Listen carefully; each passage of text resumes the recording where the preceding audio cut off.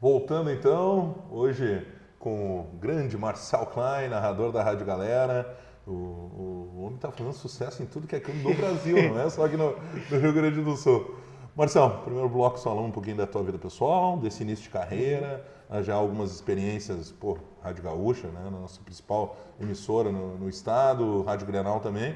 E aí vem o projeto da Rádio Galera, o Jairo Cubo, o Rodrigo Aliardi vão lá te incomodar, te convido para participar e começam algumas oportunidades. Tu começa, além de fazer a narração em si, em Beira-Rio, em Arena, em estádios do Rio Grande do Sul, algumas oportunidades pelo Brasil. Eu creio que também seja alguns momentos marcantes aí para ti, né? Com certeza, né, Jairo? É o momento mais marcante, assim, né?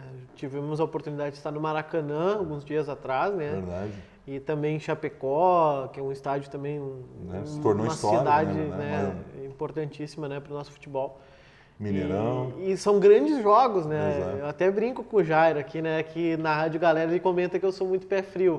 Acho que agora terminou essa história, né? Até o ano passado Então tivemos aquela participação, uma grande transmissão no Mineirão, né? Na final da Copa do Brasil, o Grêmio ganhou de 3-1, né? Uma transmissão histórica, a gente estava com a equipe completa lá em Belo Horizonte. Não falar só de jogos de Grêmio, a gente fez Figueirense e Inter há poucos Figueirense dias também. Inter também. Vitória do Inter. Né? Exatamente. Então não está numa situação tão boa, né? Não tem mas... grandes jogos, a gente também transmite e dá o pé quente também, né? Exato. E Chapecó 6-3, né? Um jogo histórico, 9 gols, impressionante. Grêmio na Copa do Brasil contra o Fluminense no Maracanã. No Maracanã, vitória por 2-0. Então, certamente são grandes narrações, né? Que eu tive. Eu acho que a melhor mesmo foi a do Mineirão, né? O Jairo gosta muito dessa narração, do Pedro Rocha, os gols, assim, realmente foi uma transmissão 100%, assim, uma emoção muito grande, né? Algo indescritível, assim. Foi a tua primeira final de competição nacional, né? Foi a primeira final de competição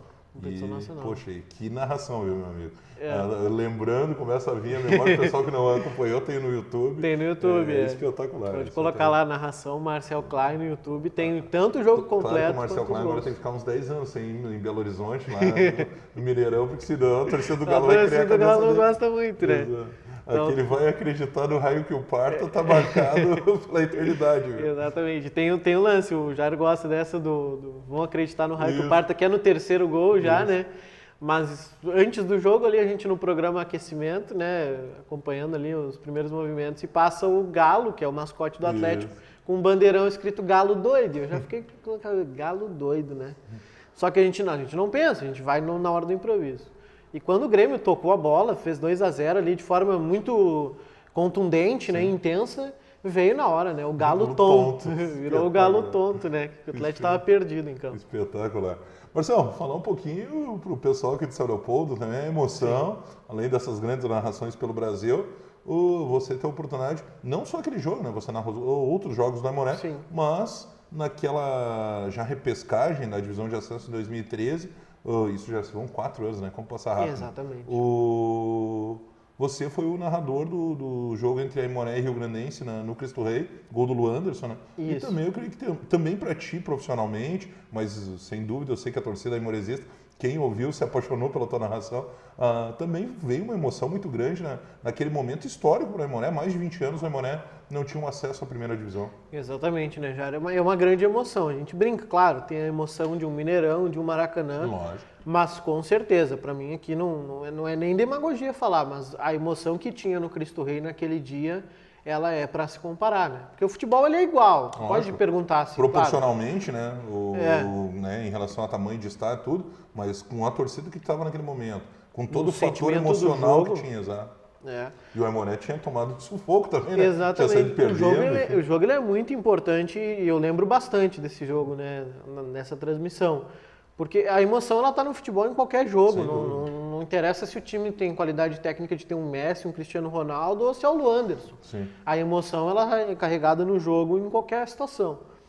E claro, como você falou, o Aimoré é um time que não estava na terceira divisão, conseguiu conquistar o título, ir para uma divisão de acesso, se reconstruir, né? E com a comunidade. Tinha um grande assessor de imprensa, né? Tinha.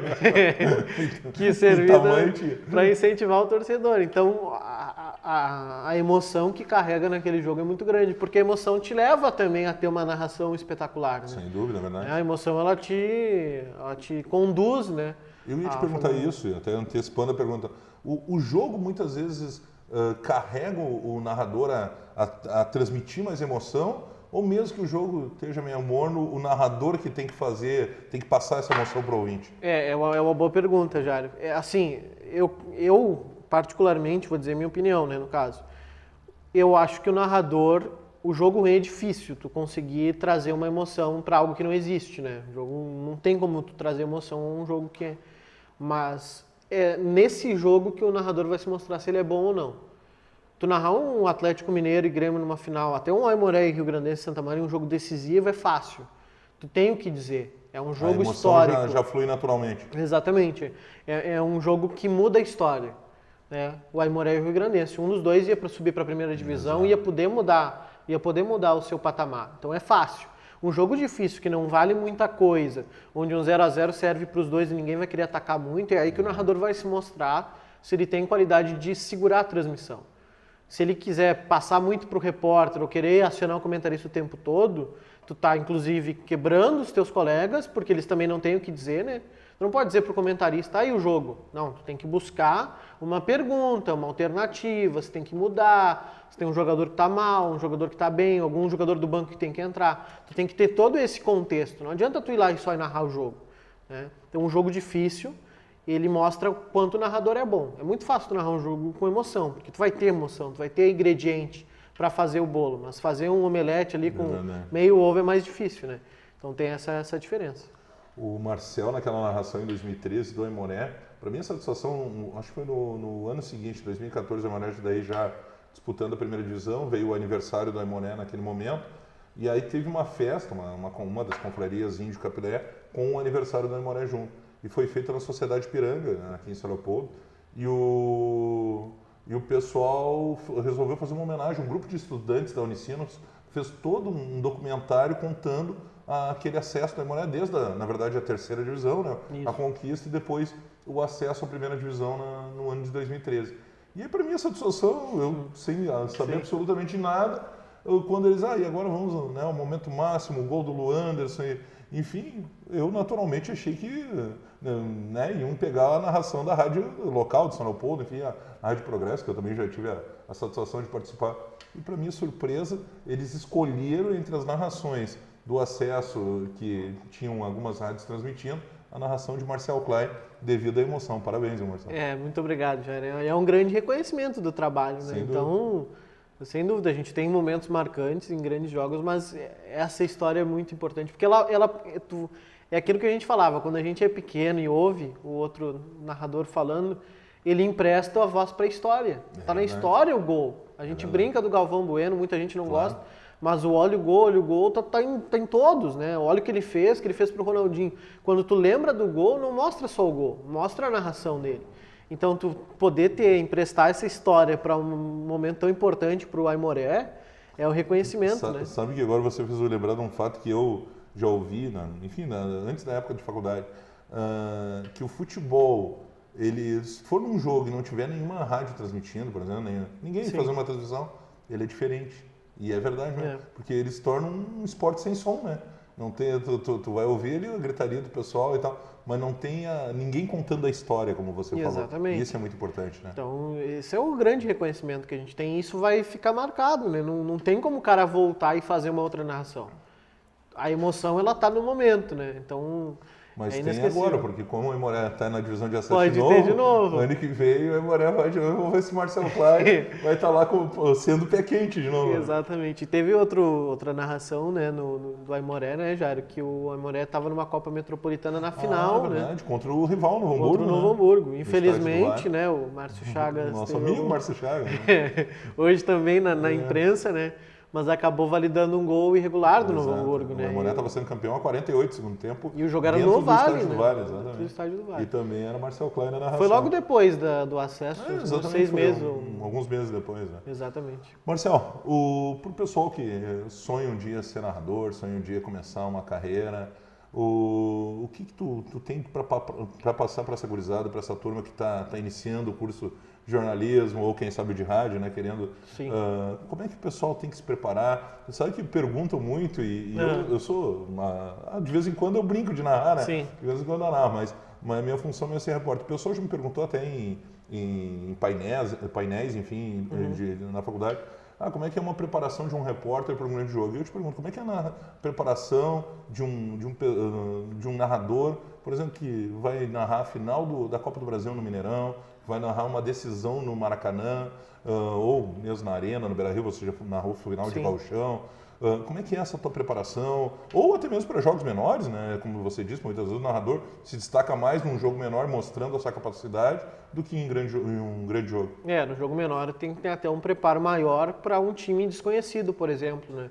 Hoje em dia na internet tu busca qualquer informação, né? Então, ou por outras vias. Então tem que buscar esse estudo pré-jogo para poder ter embasamento para fazer. Mas num grande jogo tu tem que entender o contexto do jogo. Eu acho que é o mais importante é tu entender o que está em jogo naquilo. Pegando o jogo do Aimoré, né, Jairo? Quantos anos o Aimoré não disputava a primeira divisão? Quantos anos o Rio Grandense não disputava a primeira divisão? Quantos jogos em que bateu na trave? Que situações? Que jogadores já chegaram lá? Todo o contexto de como os dois times chegaram naquele momento tu precisa saber. Porque ela vai te embasar, né, na hora da narração. Por exemplo, no jogo do Grêmio contra o Atlético. O Grêmio há 15 anos não conquistava um título. Isso tu tem que saber. É uma questão de contexto. Tu precisa entender o contexto do jogo, o contexto das equipes, a história das duas equipes, né? Isso é fundamental. Agora, para quem pensa em ser narrador, é uma pergunta muito complicada, Jairo, porque, de novo, na minha opinião, outros podem discordar, mas eu acredito que narrador tem que ter talento. É inato. Tem que ter o dom natural. Tu tem que ter o dom. É óbvio que tu não nasceu e tu saiu da maternidade narrando um jogo. Entre essa é quase o que o Renato falou aquela vez, né? Exatamente. Ele sabe só que não vai estudar. Exatamente. Mas, lógico, então, estudar claro, sempre é importante. É que nem aquela história. Tu vai estudar, claro, tu vai ser um bom narrador. Tu preparou, tu fez curso de rádio, fez faculdade de jornalismo. Tu aprimora o teu talento. Mas tinha o dom. Sim, tu tem que lapidar. É como um grande jogador. Na mesma situação, né? Na mesma situação, mas tu tem que ter o talento, tem que saber, né, a improvisação, a inteligência, a capacidade de raciocínio muito rápido. No rádio é muito rápido. Tu tem que falar na hora o que está acontecendo. Na TV tu tem a imagem, né, para conseguir seguir a tua narração, enfim, se basear. Então, mas com certeza, alguém que não tem nenhuma noção, ela pode se tornar um bom narrador, estudando bastante, ouvindo bastante, né, repetindo bastante o que faz, né? Só a repetição vai te trazer uma qualidade maior. Mas realmente, para te ter digamos assim, aquele estalo, aquela improvisação na hora, aquilo ali não adianta, aquilo ali não se aprende na escola, não se aprende em casa. Aquilo ali é algo que vem da intuição da pessoa. Né? Vem de forma natural. Para encerrar da minha parte, Marcelo, quando tu estás lá na arena, 60 metros de altura quase, do gramado, no Beira-Rio até mais fácil, um pouco mais próximo, né? Mas outros estádios também, vem aquele time com a camisa que não dá para enxergar o número do jogador. Qual é o segredo quando o pessoal aí que tu faz para identificar? Porque é complicado muitas vezes, né? Para conseguir ver quando é os jogadores conhecidos de Grêmio, Inter, São Paulo, Flamengo, é bem mais fácil. Agora, há poucos dias, veio na arena o Zamora. A gente não conhecia ninguém com uma camisa terrível. Então, como é que tu faz para conseguir... Tu distribui os jogadores num papel, enfim, mais ou menos as posições para saber, porque tem alguns que fazem isso. Sim. Pega alguma característica de cabelo, chuteira, como é que tu faz? Essa é uma questão que eu aprendi, por exemplo, a pegar a característica de chuteira, cabelo, altura é importante, né? Porte físico, às vezes um é mais magrelinho, enfim. Sim. Mas num jogo assim muito complicado. Tu tem que prestar bem atenção para tentar enxergar. E aí facilita muito. Muita gente gosta de 1 a 11, para mim é ruim. É melhor que tenha um zagueiro 4 e o 22. Porque daí tu olha o perfil do número. Claro. Um número pode não menor, estar vendo o número, mas tu consegue, tem uma ideia. Por identificação, observar. Por exemplo, o número 11 é diferente de um 88, por exemplo. Tu consegue enxergar a diferença desses números. Mas sem dúvida, Jário, eu anoto nome por nome, um embaixo do outro no meu caderno, mas tu observando o jogo, entendendo o jogo, tu precisa saber como o time joga. Por exemplo, no Grêmio, eu preciso saber que o Ramiro joga na direita, que o Pedro Rocha joga na esquerda. Então, claro, se eles trocarem, eu vou ter que observar aquilo no jogo, mas eu sei que o Ramiro joga na direita e o Pedro Rocha na esquerda. Se tu não conhecesse o jogador, mais ou menos tu já saberia, bom, o que está com a bola na direita é o Ramiro. Por isso que um narrador ele precisa também ter um embasamento de comentarista, ele precisa enxergar o jogo. Muitas vezes um time vai estar com 2 linhas de 4, vai ter que ver as 2 linhas de 4, quem é que vai jogar por dentro, no meio, quem é que vai jogar nas pontas, o zagueiro que vai jogar pela direita, o zagueiro que vai jogar pela esquerda. Tudo isso auxilia na hora da narração. Isso. Muita gente escreve, né? Para quem tem mais dificuldade, melhor escrever, né? Mas eu observo já no jogo. Por exemplo, no Zamora que você comentou, Jair, eu já sabia o centroavante, já marquei quem cai pela direita, já marquei quem joga pelo meio, e aí muito pegando aquela característica. O meia-campista, camisa 10, está com a chuteira verde. O cara que está na esquerda está com a chuteira rosa. Aí tu consegue observar quando eles trocam de posição também. Mas é importantíssimo tu entender. Não adianta tu dizer assim, o narrador, quando tu perguntar para ele, ele vai ter que ter o mesmo embasamento do comentarista, porque ele viu o jogo. Ele tem que observar as questões táticas também do jogo. Isso é fundamental. Sem dúvida. Marcel, te agradecer pela participação no Conversa de Peso de hoje. Eu já vinha batalhando que o Marcel viesse aqui no Conversa de Peso há alguns dias. Mas muito obrigado e, poxa, uma aula de narração esportiva tu deu aqui em poucos minutos, viu? E parabéns por todo o trabalho, viu, Marcel? Mais uma vez te parabenizo ao vivo, não é ao vivo, mas o programa que está sendo gravado vai passar ao vivo depois. Exatamente. E tu sabe do carinho que eu tenho pela tua pessoa em primeiro lugar e pelo profissional que tu és. Quero agradecer muito, Jair, as tuas palavras, realmente é o que a gente busca, né? O reconhecimento para continuar e lutar para seguir, né? E esperamos que a Rádio Galera aí faça muito mais jogos, né? No futuro a gente fez... Libertadores com o Grêmio, Copa do Brasil, Inter na Série B. Então, muitos jogos e muita emoção para a gente passar para o nosso ouvinte. E a gente espera aí com a Rádio Galera voar cada vez mais alto, Jair. Tá certo.